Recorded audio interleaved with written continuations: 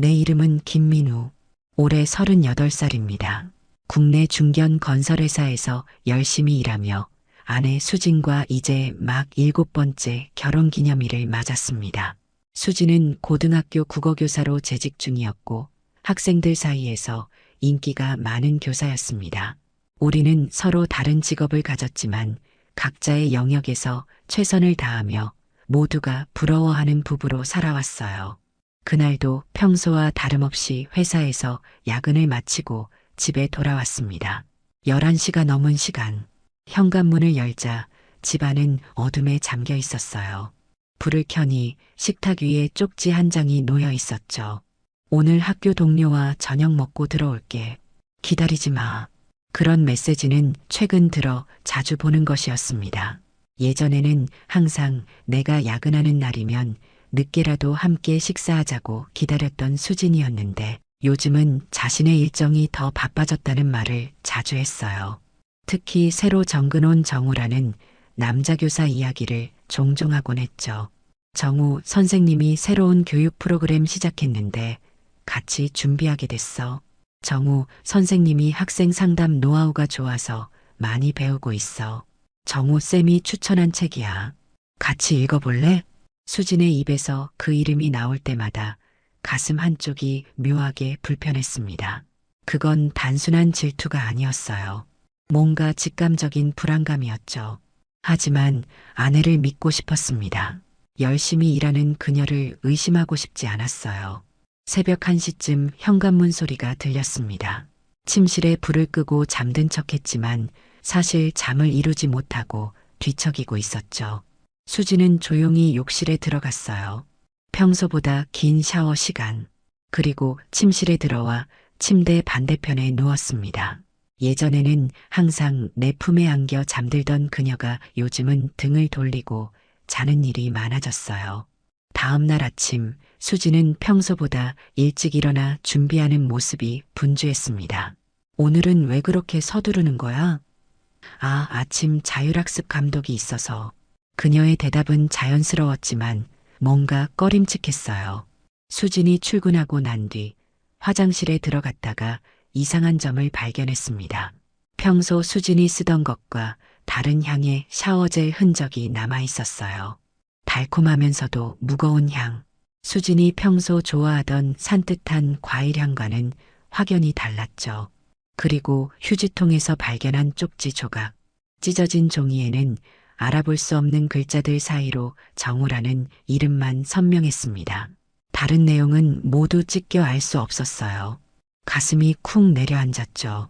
아내의 일기장을 훔쳐보는 것처럼 죄책감도 들었지만 한편으로는 무언가를 감추려는 그녀의 행동이 더 신경 쓰였습니다.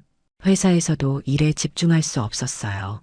점심시간에 몰래 수진의 학교 홈페이지에 접속해 교직원 명단을 살펴봤습니다. 정우라는 이름을 찾기는 어렵지 않았어요. 박정우, 30대 중반으로 보이는 미술교사, 단정한 외모와 부드러운 인상의 남자였죠. 그 순간 묘한 감정이 밀려왔어요. 수진이 그런 남자를 매일 같은 공간에서 만나고 있다는 사실이 갑자기 위협적으로 다가왔습니다. 결혼 7년 차에 신혼 때와 달라진 건 당연하다 생각했지만 지금은 전혀 다른 이유로 수진이 변하고 있다는 확신이 들었다. 아내의 외적인 변화가 먼저 눈에 띄었죠. 항상 단정하고 자연스러운 스타일을 고수하던 수진이 최근 들어 화장도 달라지고 옷 스타일도 세련되게 바뀌었습니다. 물론 자기 개발을 위한 변화라면 환영할 일이었죠. 하지만 그 변화의 시기가 정우라는 이름이 자주 언급되기 시작한 시점과 묘하게 일치했어요. 회사에서 돌아온 어느 날 저녁, 수진의 옷장을 열었습니다. 일반적인 교사 복장과는 거리가 먼 고급스러운 블라우스들이 새로 걸려 있었어요. 그리고 전에 본 적 없는 향수병, 달콤하면서도 묵직한 향이 코끝을 스쳤죠. 샤워젤에서 맡았던 그 향과 같았습니다. 가슴이 답답해졌어요. 수진아, 이 향수 새로 산 거야? 저녁 식사 중에 무심코 물었습니다. 이거 학교 선생님들끼리 하는 향수 클럽이 있어서 서로 돌려 쓰는 거야. 그녀의 대답이 너무 자연스러워서 오히려 더 의심스러웠어요. 평소 알레르기가 있어 향수를 잘 쓰지 않던 수진이었는데 갑자기 향수 클럽이라니 이해가 되지 않았습니다. 식사를 마치고 거실에서 TV를 보고 있는데 수진의 핸드폰이 울렸어요. 문자 알림음이었습니다. 수진은 부엌에서 설거지를 하고 있었죠. 무심코 내려다본 핸드폰 화면에 정우 선생님이라는 이름이 보였습니다. 메시지 내용은 미리 보기로 일부만 보였어요. 내일 일정 확인하고 싶은데 순간 핸드폰을 확인하고 싶은 충동이 일었지만 그건 아내의 사생활을 침해하는 행위라 생각했어요. 아직은 그녀를 믿고 싶었습니다. 하지만 수진이 문자를 확인하고 나서 갑자기 말투가 달라졌어요. 민우야, 내일 학교에서 특별 프로그램이 있어서 늦을 것 같아. 기다리지 말고 너 먼저 먹어. 이전에는 항상 무슨 프로그램인지 어떤 일이 있는지 자세히 이야기해 주던 수진이었는데 요즘은 이유를 간략하게만 얘기하고 넘어갔습니다. 마치 더 이상의 질문을 원하지 않는 것처럼요. 다음 날 아침 수진은 평소보다 일찍 일어나 공들여 준비했어요. 평소에는 단정한 정도로만 화장하던 그녀가 오늘은 유난히 신경 써서 화장을 했죠. 그리고 옷장에서 새로 산 블라우스를 꺼내 입었습니다. 오늘 뭐 특별한 일 있어? 아니, 그냥 학교 공개 수업이 있어서. 또 다시 짧은 대답. 더 이상 물어보기가 어색해졌어요. 수진이 출근하고 난 후 문득 궁금증이 들어 학교 홈페이지를 확인했습니다. 오늘 공개 수업 일정은 없었어요. 처음으로 아내가 명백히 거짓말을 했다는 사실을 확인한 순간이었습니다. 회사에서 일은 손에 잡히지 않았어요. 오후에 급한 마음에 수진의 학교로 향했습니다. 정문에서 경비 아저씨에게 수진의 남편이라고 소개하며 그녀를 잠깐 만나고 싶다고 했죠. 그런데 경비 아저씨의 말이 의아했습니다. 김수진 선생님은 오늘 외부 연수로 학교에 안 계신데요. 순간 머릿속이 하얘졌어요. 공개 수업도 없고 학교에도 없다니. 수진은 도대체 어디에 있는 걸까? 밤늦게 집에 돌아온 수진에게 바로 물어보고 싶었지만 확실한 증거 없이 의심만 하는 건 우리 관계만 악화시킬 뿐이라고 생각했습니다. 하지만 그날 이후로 수진을 몰래 살피기 시작했어요. 핸드폰은 항상 무음 모드였고 자리를 비울 때면 늘 가지고 다녔습니다. 카카오톡이나 문자가 오면 화면을 저에게서 살짝 돌려 확인하는 버릇도 생겼어요. 이전에는 없던 행동들이었죠. 또한 주말에 학교 일로 나간다며 외출하는 횟수가 늘었습니다. 평소 주말에는 집에서 쉬는 것을 좋아하던 수진이었는데 갑자기 바빠진 것이 이상했어요. 한 번은 용기를 내어 물어봤습니다. 수진아, 요즘 많이 바쁜 것 같은데 무슨 일 있어? 아니, 그냥 학교 일이 많아서. 신경 쓰지 마. 그녀의 대답은 짧고 건조했어요. 더 이상 예전처럼 학교에서 있었던 일들을 즐겁게 이야기해주지 않았습니다. 마치 그 공간에서의 일들을 나와 공유하고 싶지 않은 것처럼요. 그리고 무엇보다 불안했던 건 수진의 눈빛이었어요. 나를 똑바로 바라보지 않는 눈. 어딘가 다른 곳을 향하는 듯한 그 눈빛에서 우리 사이의 거리가 더욱 멀어짐을 느꼈습니다. 어느 금요일 오후 일이 일찍 끝나 예고 없이 수진의 학교를 찾아갔다. 시간은 5시 반, 대부분의 수업이 끝나고 학생들이 하나둘 하교하는 시간이었습니다. 운동장을 지나 본관으로 향하는데 한 여학생이 내게 말을 걸었어요. 저기 찾으시는 분 있으세요? 아, 김수진 선생님을 찾고 있어요. 어디 계신지 아세요? 수진 쌤이요? 미술실에 계실 거예요. 정호 쌤이랑 같이요. 그 말을 듣는 순간 가슴이 쿵 내려앉았습니다. 평소 같았으면 그냥 감사하다고 하고 가볍게 넘어갔을 대화였지만 지금의 나는 정호라는 이름에 예민하게 반응했어요. 학생의 안내를 받아 3층 미술실로 향했습니다. 복도 끝 미술실 문이 살짝 열려 있었어요. 소리 없이 다가가는데 웃음소리가 들렸습니다. 수진의 웃음소리. 오랫동안 듣지 못했던 해맑고 밝은 그 웃음소리였죠. 순간 발걸음이 멈췄어요. 정우 씨, 진짜 웃겨요. 그런 학생이 어디 있어요? 진짜예요, 수진 씨. 그 애가 그렇게 말했다니까요. 문틈으로 보이는 광경. 미술 도구들이 놓인 테이블 앞에 수진과 정우가 나란히 앉아 있었어요. 두 사람 사이의 거리는 생각보다 가까웠습니다. 정우가 수진의 어깨에 손을 올리는 모습이 보였어요. 너무 자연스러운 스킨십, 마치 오랫동안 해왔던 것처럼요. 아, 맞다. 이거 보세요. 제가 요즘 시도하고 있는 기법인데. 정우가 스케치북을 펼쳐 보여주면서 수진에게 더 가까이 다가갔습니다. 두 사람의 얼굴이 가까워졌어요. 그리고 그 순간 정우가 수진의 머리카락을 귀 뒤로 넘겨주는 모습을 보았습니다. 너무나 다정한 손길이었어요. 그건 단순한 동료 사이에서 볼 수 있는 행동이 아니었죠. 심장이 빠르게 뛰었습니다. 숨이 막혔어요. 그 순간 복도 끝에서 학생들의 발소리가 들렸고 나는 반사적으로 뒤로 물러섰습니다. 화장실로 도망치듯 들어가 한참을 서 있었어요. 다시 나왔을 때 미술실 문은 완전히 닫혀 있었습니다. 그날 저녁 수지는 평소보다 늦게 돌아왔어요. 8시가 넘어서였죠. 현관문이 열리자 평소와 다르게 먼저 인사를 건넸습니다. 왔어? 저녁 먹었어? 수지는 약간 놀란 표정이었지만 이내 자연스럽게 대답했어요. 응, 학교에서 회의하다가 늦어서 선생님들이랑 같이 먹었어. 거짓말이었습니다. 수진의 얼굴에 미술 물감 자국이 희미하게 남아 있었어요. 회의를 하다가 물감이 묻을 리는 없었죠. 정우와 함께 미술 작업을 했다는 증거였습니다. 오늘 학교에 무슨 일 있었어? 조심스럽게 물었어요. 별거 없었어. 그냥 평소처럼 수업하고 회의했어. 수지는 무심한 척 대답했지만 시선은 나를 똑바로 보지 않았습니다. 미술실에도 갔었어? 불쑥 물어보았어요. 수진의 표정이 살짝 굳었습니다. 아, 잠깐. 교과 연계 프로젝트 때문에 정우 선생님이랑 의논할 게 있어서. 그 순간 마지막 남아있던 의심의 여지가 사라졌어요. 수지는 정우와의 관계를 숨기려 하고 있었고 나에게 거짓말을 하고 있었습니다. 그날 밤 잠을 이루지 못했어요. 옆에서 평화롭게 잠든 수진을 바라보며 마음이 찢어질 것 같았습니다.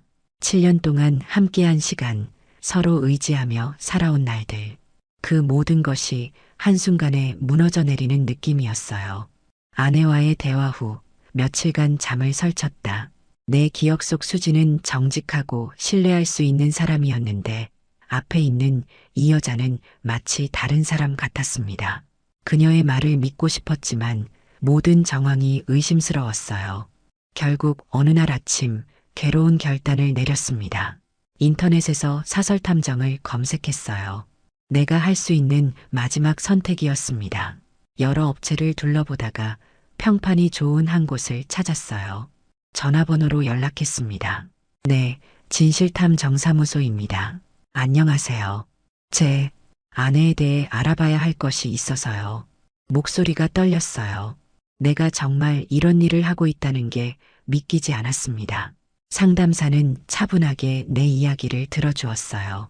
수진과 정우의 관계, 최근 변화된 수진의 행동들. 말을 할수록 가슴이 아팠지만 확실한 진실을 알고 싶었습니다. 내 상황 이해했습니다. 기본적으로 일주일 정도 조사가 필요할 것 같습니다. 비용은 생각보다 고액이었지만 중요한 건 돈이 아니었어요. 진실이었습니다. 다음 날 만나기로 약속하고 전화를 끊었어요. 그리고 사무실을 찾아가 자세한 상담을 받았습니다. 김민우님, 이런 경우 대부분은 의심이 맞는 경우가 많습니다. 하지만 오해일 가능성도 있으니 확실한 증거를 수집해드리겠습니다. 탐정은 중년의 차분한 남성이었어요. 묵직한 목소리로 말을 이어갔습니다. 일단 부인의 일상을 조사하고 특히 의심되는 남성과의 접촉 상황을 확인하겠습니다. 사진과 영상으로 증거를 수집할 거고요. 학교 내부는 들어갈 수 없지만 외부에서의 만남은 확실히 포착할 수 있습니다. 계약서에 서명하고 나오는 길, 마음이 무거웠어요.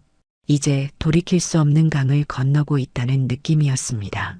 하지만 이미 시작된 의심의 불씨는 확실한 증거 없이는 꺼질 수 없었어요. 사흘 후 첫 보고를 받았습니다. 탐정은 차 안에서 나를 만나 노트북을 펼쳤어요. 김민우님, 일단 기본적인 조사 결과를 보여드리겠습니다. 화면에 나타난 사진들, 수진이 학교 정문에서 나오는 모습, 그리고 그 뒤를 따라 나오는 정우, 두 사람이 함께 걸어가는 모습, 이건 아직 동료 사이에서 있을 수 있는 광경이었습니다. 이건 월요일 오후 4시 반경입니다. 부인께서 퇴근하시고 박정우 씨와 함께 나왔어요. 두 분이 함께 카페로 향했습니다. 다음 사진. 카페 안에서 마주보며 웃고 있는 두 사람. 테이블 위로 수진의 손과 정우의 손이 맞닿아 있었어요. 동료 이상의 친밀함이 느껴지는 순간이었습니다. 이건 화요일 저녁입니다. 부인께서 회의라고 말씀하셨다고 하셨죠? 실제로는 박정우 씨와 함께 도심 외곽의 이탈리안 레스토랑에 있었습니다. 고급스러운 레스토랑 입구에서 나란히 서 있는 두 사람. 정우가 수진의 허리에 손을 올리고 있는 모습이 선명했어요. 가슴이 무너져 내렸습니다. 그리고 이건 어제 목요일 오후입니다. 탐정이 보여준 영상. 수진과 정우가 교회의 한 카페 테라스에 앉아 있었어요. 정우가 수진의 손을 잡고 그녀의 얼굴을 쓰다듬는 모습이 있었습니다. 수진은 그의 손길을 거부하지 않았어요. 오히려 행복해 보였습니다. 영상 속에서 수진이 웃는 모습은 오랫동안 내게 보여주지 않았던 그 표정이었어요. 김민우님, 이 정도면 정서적 외도는 확실해 보입니다. 하지만 물리적 외도의 증거는 아직 없습니다. 좀 더 조사가 필요합니다. 그로부터 일주일 후 탐정에게서 긴급한 연락이 왔다. 나는 분명 도쿄로 이틀간 출장을 떠난다고 했고 그 사실을 수진에게도 알렸습니다. 하지만 실제로는 출장을 미뤄둔 상태였어요. 탐정은 이 상황이 결정적인 증거를 얻을 기회라고 판단했던 것이죠. 김민우님, 아무래도 오늘 중요한 일이 벌어질 것 같습니다. 부인께서 오후에 박정우 씨와 함께 쇼핑하는 모습이 목격됐고 둘이 함께 집 근처로 향하고 있습니다. 심장이 거칠게 뛰었어요. 내가 없는 집에 그 남자를 데려온다니. 머릿속이 하얘졌지만 냉정함을 유지하려 노력했습니다. 이건 결정적인 증거를 잡을 수 있는 기회였어요. 어떻게 해야 할까요? 저희가 미리 당신 집 주변에 감시 카메라를 설치했습니다. 출입구와 거실을 촬영할 수 있습니다. 물론 법적으로 문제되지 않는 범위 내에서요. 탐정의 말에 약간 놀랐지만 이미 돌이킬 수 없는 상황이었습니다. 그는 호텔 한 곳을 알려주며 거기서 기다리라고 했어요. 내 집에서 불과 몇 블록 떨어진 곳이었습니다. 호텔 방에 도착하자 탐정은 노트북을 펼쳤습니다. 화면에는 우리 집 현관과 거실이 보였어요. 가슴이 철렁했습니다. 내 집이 이렇게 감시되고 있다는 사실이 비현실적으로 느껴졌어요. 곧 도착할 것 같습니다. 준비하세요. 말이 끝나기도 전에 현관문이 열렸습니다. 수진이 먼저 들어왔고 그 뒤로 정우가 따라 들어왔어요. 두 사람은 쇼핑백을 들고 있었습니다. 와, 드디어 당신 집 구경하네요. 정우의 목소리가 스피커를 통해 들려왔습니다. 생각보다 넓고 좋네요. 남편이 내일까지 도쿄 출장이니까 편하게 있어도 돼요. 수진의 대답, 가슴이 찢어지는 것 같았어요. 내가 없는 사이 그들은 이렇게 자연스럽게 우리 집을 공유하고 있었습니다. 수진은 주방으로 가서 와인을 꺼냈고 두 사람은 내가 수진과 함께 앉곤 했던 소파에 나란히 앉았어요. 정말 미안해요. 이렇게 숨어서 만나야 해서. 수진이 말했습니다. 괜찮아요. 나도 이해해요. 하지만 언제까지 이렇게 숨어야 할까요? 화면 속 수진은 잠시 생각에 잠기는 듯 했습니다. 그리고 말했어요. 곧 말할 거예요. 더 이상 이렇게 살 수 없으니까. 그 말을 듣는 순간 온몸에 전율이 흘렀습니다. 수지는 이미 이혼을 결심했던 거였어요. 내가 보지 못한 사이 그녀의 마음은 완전히 떠나 있었습니다. 시간이 흐르며 상황은 더욱 악화됐어요. 두 사람은 와인을 마시며 점점 더 친밀해졌고 마침내 정우가 수진에게 키스했습니다. 수진은 전혀 거부하지 않았어요. 오히려 더 적극적으로 반응했습니다. 여기서 봐야 할까요? 탐정이 조심스럽게 물었습니다. 네, 단호하게 대답했어요. 끝까지 봐야 합니다. 화면 속에서 두 사람은 점점 더 깊은 스킨십을 나누기 시작했어요. 그리고 마침내 수진이 정우의 손을 잡고 침실로 향했습니다. 우리의 침실, 수진과 내가 7년 동안 함께 잠들었던 그 공간으로. 침실 내부는 촬영하지 않았습니다. 탐정이 말했어요. 법적 문제가 생길 수 있어서요. 하지만 이 정도면 충분한 증거가 될 것 같습니다. 나는 무표정하게 고개를 끄덕였습니다. 이미 모든 것이 명확해졌어요. 내 아내는 다른 남자와 우리 집, 우리 침대에서 관계를 갖고 있었습니다. 이보다 더 명확한 증거는 없었어요. 복수는 차갑게 준비해야 한다고 했던가. 증거를 확보한 후에도 나는 평소와 다름없이 행동했다. 마치 아무것도 모르는 것처럼. 출장에서 돌아온 후 수진을 반갑게 맞이했습니다. 오히려 평소보다 더 다정하게 굴었어요. 출장 어땠어? 수진이 물었습니다. 괜찮았어. 생각보다 일이 많아서 힘들었지만 거짓말이 이렇게 쉽게 나오다니. 하지만 수진도 마찬가지였죠. 그녀는 내가 없는 사이 무엇을 했는지 묻는 내 질문에 아무렇지 않게 거짓말을 했습니다. 별일 없었어. 학교 일하고 집에서 쉬었지. 연기는 시작되었습니다. 나는 아내를 의심하지 않는 남편 역할을, 수지는 충실한 아내 역할을. 그러나 이 연극은 곧 끝날 예정이었어요. 변호사와의 상담은 매우 효과적이었습니다. 한국에서 상간소송은 여전히 유효했고 내가 확보한 증거들은 충분했어요. 법적으로 정우에게 손해배상을 청구할 수 있었습니다. 특히 그가 교사라는 점이 큰 약점이었어요. 이런 스캔들이 공개되면 그의 경력은 끝날 것이었습니다. 법적 절차는 준비됐지만 좀 더 효과적인 복수를 원하신다면 제가 방법을 알려드리겠습니다. 변호사의 말에 귀를 기울였습니다. 그가 제안한 전략은 간단했어요. 먼저 정우의 학교와 교육청에 증거 자료를 제출하는 것. 교사로서의 품위를 손상시키는 행위에 대한 징계 절차가 시작될 것이었습니다. 그리고 동시에 상간소송을 진행하는 것. 이중 타격으로 정우의 인생은 완전히 무너질 것이었어요. 수진 씨와의 관계는 어떻게 하실 건가요? 이혼이죠. 하지만 그건 마지막 단계입니다. 며칠 동안 세부 계획을 세웠습니다. 그동안 수지는 여전히 정우와 만남을 이어갔어요. 이제는 숨기려는 노력도 줄어든 것 같았습니다. 평일 저녁에도 늦게 들어오는 일이 많아졌고 주말에는 거의 집에 없었죠. 나는 그저 바쁜 일 있냐고 물을 뿐 더 이상 캐묻지 않았습니다. 이미 모든 것을 알고 있으니까요. 회사에서는 내 모습을 전혀 눈치채지 못했을 거예요. 평소와 다름없이 일했고 오히려 더 열심히 일했습니다. 업무에 집중하는 것이 내 정신을 붙잡아주는 유일한 방법이었으니까요. 하지만 밤이 되면 달라졌습니다. 잠을 이루지 못하고 복수 계획을 점검하곤 했어요. 어느 날 저녁 수진이 샤워하는 동안 그녀의 핸드폰이 울렸습니다. 정우의 메시지였어요. 이제는 더 이상 몰래 볼 필요도 없었습니다. 어차피 모든 증거는 이미 확보했으니까요. 하지만 호기심에 메시지를 열어봤습니다. 이번 주말에 춘천 펜션 예약했어. 민우 씨 출장 간다고 했지? 분노가 치밀어 올랐지만 이내 냉정을 찾았어요. 이것도 좋은 기회였습니다. 수진이 춘천에 간 사이 나는 마지막 준비를 끝낼 수 있었어요. 다음 날 회사에서 휴가를 신청했습니다. 그리고 교육청에 방문 일정을 잡았어요.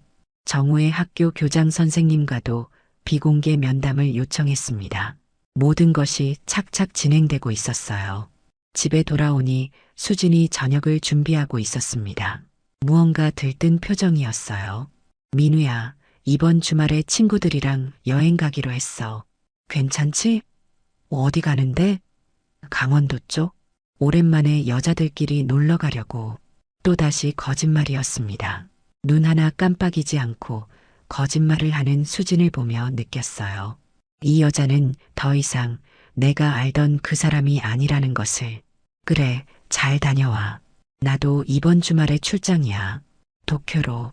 수진의 표정이 더욱 밝아졌습니다. 두 번째 도쿄 출장이라 의아해하지 않을까 걱정했는데 그녀는 전혀 신경 쓰지 않는 것 같았어요. 아마 너무 자신의 계획에 들떠 있었던 거겠죠. 토요일 아침 8시 나는 깔끔한 정장 차림으로 교육청을 방문했다. 앞으로 벌어질 일들이 가슴을 짓눌렀지만 내 표정은 담담했어요. 교육청 민원실에서 잠시 기다리다가 담당 장학사를 만났습니다. 안녕하세요, 김민우 씨. 전화로 말씀하신 건에 대해 자세히 듣고 싶습니다. 장학사에게 준비한 서류 봉투를 건넸어요. 안에는 탐정이 찍은 사진들과 영상, 그리고 법적 자문 내용이 정리되어 있었습니다. 이 자료들을 확인해 주시면 이해가 빠르실 겁니다. 장학사는 서류를 열어 내용을 확인했고 순간 표정이 굳었습니다. 특히 영상 캡처 부분에서는 눈을 피하기도 했어요. 교사가 기혼 여성과 불륜 관계를 맺고 있다는 증거는 너무나 명백했습니다. 이건 정말 심각한 문제군요. 박정우 교사에 대한 징계 절차를 즉시 시작하겠습니다. 이어서 정우의 학교 교장실로 향했어요. 이미 예약된 면담이었기에 교장 선생님은 나를 기다리고 있었습니다. 그에게도 같은 자료를 보여줬고 반응은 비슷했습니다. 김민우 씨, 정말 유감스러운 일입니다. 우리 학교 교사가 이런 행동을 했다니 믿기 어렵네요. 교장 선생님은 이 문제를 비공개로 처리하고 싶어 했지만 내 계획은 달랐습니다. 교장 선생님, 전 이 사실이 공개되길 원합니다. 학생들의 인성 교육을 담당하는 교사가 이런 행동을 했다는 사실을 학부모들도 알아야 한다고 생각합니다. 어려운 요청이었지만 교장 선생님은 결국 동의할 수밖에 없었어요. 불륜 사실이 알려진다면 학교 평판에 타격이 있겠지만 은폐했다가 나중에 폭로되면 더 큰 문제가 될 수 있었으니까요. 그날 오후 학교 긴급 교직원 회의가 소집되었습니다. 정우는 아무것도 모른 채 그 자리에 참석했을 거예요. 그리고 거기서 모든 사실이 공개되었습니다. 교장 선생님으로부터 징계 절차가 시작되었다는 통보를 받는 순간 정우의 표정이 어땠을지 상상해 봤어요. 한편 수진에게는 아무런 연락도 하지 않았습니다. 그녀는 지금쯤 정우와 함께 춘천 펜션에서 행복한 시간을 보내고 있겠죠. 그런데 정우의 전화가 울리겠죠. 학교에서 긴급하게 돌아오라는. 그들의 완벽한 주말이 어떻게 무너지는지 상상하니 묘한 카타르시스가 느껴졌습니다. 그날 저녁 변호사와 함께 상간소송 서류를 최종 점검했어요. 민사소송을 시작하면 더 이상 뒤로 물러설 수 없었습니다. 모든 것이 공개되고 언론에도 알려질 가능성이 컸죠. 하지만 이미 마음을 굳혔습니다. 서류는 완벽합니다. 월요일 아침에 접수하면 법적 절차가 시작될 겁니다. 다음 날 아침 예상대로 수진에게서 전화가 왔습니다. 그녀의 목소리는 떨리고 있었어요. 민우야, 갑자기 급한 일이 생겼어. 오늘 일찍 돌아갈 것 같아. 무슨 일인데? 그냥 친구가 갑자기 아파서. 또다시 거짓말이었습니다. 아마도 정우의 상황을 전해 듣고 당황한 모양이었어요. 하지만 그녀는 아직 내가 모든 것을 알고 있다는 사실을 모르고 있었습니다. 그래, 조심해서 와. 저녁에 수진이 귀가했을 때 그녀의 얼굴은 창백했습니다. 뭔가 큰 일이 벌어졌다는 것을 알지만 내게 말할 수 없어 고민하는 표정이었어요. 나는 마치 아무것도 모르는 것처럼 평소와 다름없이 행동했습니다. 첫 재판날 법원 앞에서 수진과 마주쳤다. 그녀는 지난 일주일 동안 놀라울 정도로 야위어 있었어요. 눈가는 퀭하고 피부는 창백했습니다. 내가 이렇게까지 할 줄은 예상하지 못했던 모양이었죠. 그녀의 눈에는 두려움과 후회가 가득했습니다. 민우야, 이러지 마. 우리 대화로 해결할 수 있잖아. 수진이 내 팔을 잡으며 애원했지만 차갑게 뿌리쳤어요. 대화? 그동안 얼마나 거짓말을 했는데 이제 와서 무슨 대화? 재판장 안으로 들어가는데 수진이 내 앞을 막아섰습니다. 그리고 갑자기 무릎을 꿇었어요. 제발 정우 씨한테 이러지 마. 모든 건 내 잘못이야. 내가 먼저 유혹했어. 그 사람 경력이 망가져. 순간 분노가 치밀어 올랐습니다. 아내가 다른 남자를 위해 내 앞에서 무릎 꿇고 빌다니. 그것도 불륜 상대를 위해서. 정말 끝까지 수지는 정우만 생각하고 있었어요. 일어나. 사람들이 보고 있어. 차갑게 말했습니다. 내 걱정은 정우가 아니라 너 자신이어야 할 텐데. 재판은 예상대로 진행되었습니다. 내가 가진 증거는 압도적이었고 정우 측에서는 반박할 수 없었어요. 법정에서 정우의 모습은 비참했습니다. 한때 자신감 넘치던 그 남자는 이제 고개를 들지 못하고 있었어요. 직업도 명예도 잃고 이제는 거액의 손해배상금까지 물게 생겼으니까요. 재판이 끝나고 법원을 나서는데 수진이 다시 다가왔습니다. 민우야, 우리 좀 얘기해봐요. 내가 잘못했어. 용서해줘. 그녀의 목소리에는 진심이 담겨 있었습니다. 하지만 이미 늦었어요. 너무 많은 거짓말과 배신을 겪었고 마음은 완전히 식어버렸습니다. 수진아, 난 널 사랑했어. 7년 동안 진심으로. 하지만 넌 그 모든 걸 짓밟았어. 알아. 정말 미안해. 잠깐 정신이 혼미했던 거야. 다시 시작할 수 있잖아. 고개를 저었습니다. 안 돼. 이미 끝났어. 다음 주에 이혼 서류가 준비될 거야. 변호사가 연락할 거니까. 수진의 얼굴이 하얗게 변했습니다. 그제야 내가 정말 돌이킬 수 없는 결심을 했다는 것을 깨달은 모양이었어요. 이혼, 그렇게까지 할 필요가 있어? 우리 그동안 그 추억들은 네가 다 버렸잖아. 다시는 예전으로 돌아갈 수 없어. 변호사가 내게 다가와 귓속말로 재판 결과를 전했습니다. 정우에게 상당한 금액의 손해배상 판결이 내려졌고 교육청에서는 정우의 교사 자격 박탈을 검토 중이라고 했어요. 그의 인생은 이제 완전히 망가졌습니다. 한 달 후 이혼 절차가 마무리되었습니다. 재산 분할에서도 수진에게 불리한 판결이 내려졌어요. 부정행위가 명백했으니까요. 수진은 우리가 함께 살던 아파트에서 나왔고 어디로 갔는지 알 수 없었습니다. 관심도 없었어요. 정우는 결국 교사 자격을 잃었고 손해배상금 때문에 경제적으로도 큰 타격을 입었다고 들었습니다. 그가 어떻게 지내는지, 수진과는 여전히 관계를 유지하는지 이제는 관심이 없었어요. 그들의 관계가 고통과 후회 속에서 갈라지길 바랄 뿐이었습니다. 모든 일이 끝나고 나는 홀로 우리 집 거실에 앉아 있었습니다. 벽에 걸린 수진과의 사진들은 이미 모두 내려진 지 오래였어요. 손에는 위스키 잔을 들고 창밖을 바라보고 있었습니다. 비가 내리기 시작했어요. 배신에는 대가가 따른다는 걸 몸으로 기억하게 해줬어. 중얼거리며 잔을 비웠습니다. 가슴에는 여전히 상처가 남아 있었지만 적어도 복수는 완벽했습니다. 이제 남은 것은 내 삶을 다시 시작하는 일뿐이었어요. 아직은 쉽지 않겠지만 언젠가는 가능할 거라고 생각했습니다. 시간이 모든 것을 치유한다고 하니까요.